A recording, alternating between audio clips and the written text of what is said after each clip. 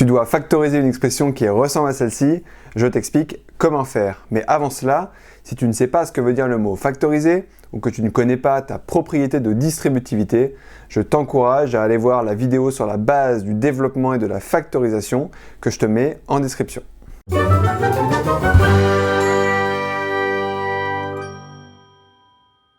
Pour commencer, je te rappelle qu'en calcul littéral, tu peux ne pas écrire les signes multipliés entre une lettre et un nombre.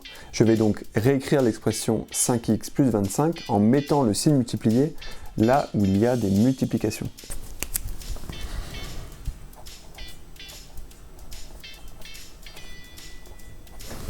J'écris en dessous la propriété de distributivité en commençant par la somme, car dans mon expression 5 fois x plus 25, j'ai une somme.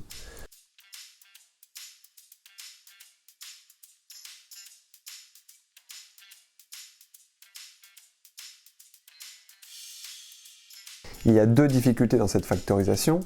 La première, c'est que mon deuxième terme, 25, n'est pas écrit sous la forme d'un produit. Je ne peux donc pas procéder à l'identification. Et la deuxième difficulté, c'est que mon facteur commun n'est pas apparent. Je vais donc réécrire 25 sous la forme d'un produit, et je sais aussi que 25 est dans la table de 5, et peut donc s'écrire 5 fois 5.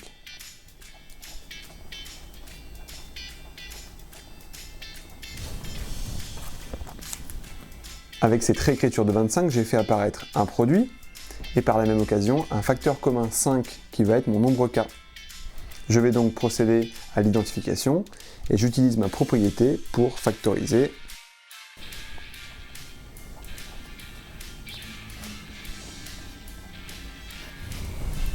« 5 fois x plus 5 ».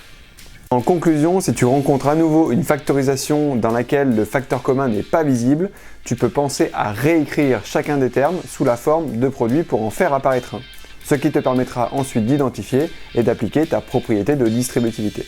Si tu veux t'entraîner, et c'est important de s'entraîner si tu veux devenir bon en maths, je te mets quelques exemples de factorisation supplémentaires dans la description. Et je te dis à bientôt.